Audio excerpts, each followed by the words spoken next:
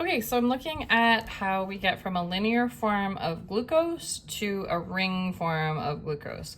In this case, I've drawn it so that anomeric carbon, carbon 1, is at the bottom of the linear chain, but we know it's still carbon 1 because it's anomeric. We know it's anomeric because it has a carbonyl group, and in this case, it is an aldehyde. The other carbon that's involved in the ring form is the 5th carbon and its hydroxyl group. So what is going to happen is this is going to slowly come around.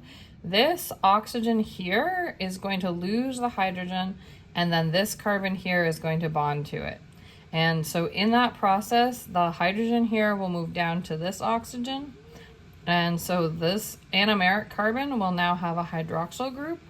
And this 5th carbon and the anomeric carbon will both have an ether group in the middle of them, right? So that is how we get from linear to ring form with glucose.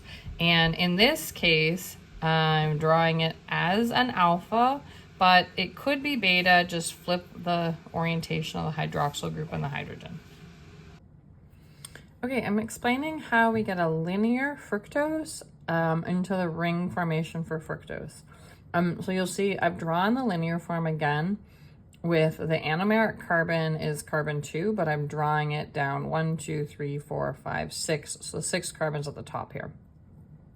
We know it's the anomeric carbon because it has the double bonded O or the carbonyl group, and in this case, it is a ketone.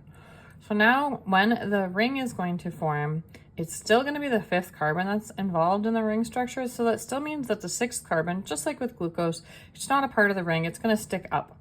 But because it's a ketone, there's also going to be a carbon at the bottom of the chain that's not going to be part of the ring.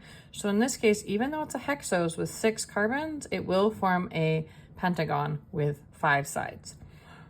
So here is our 5th carbon. Here is our 2nd carbon, our anomeric carbon. They come together. Again, this bonded oxygen here to this carbon is going to now get a bond with this carbon here. And that's going to form the ether group over here. And here where it was double bonded, it's going to go down to single bond. And then the hydrogen that's no longer available here because this oxygen's binding to the carbon now is going to show up over here. So again, we're just rearranging the molecules. In this case, I did draw it in a beta orientation. Again, where this is inversion to this. It could be flipped. You could have this chain above and the hydroxyl group below the plane. But that is still same ring formation. And you're still getting this same hydroxyl group and ether group.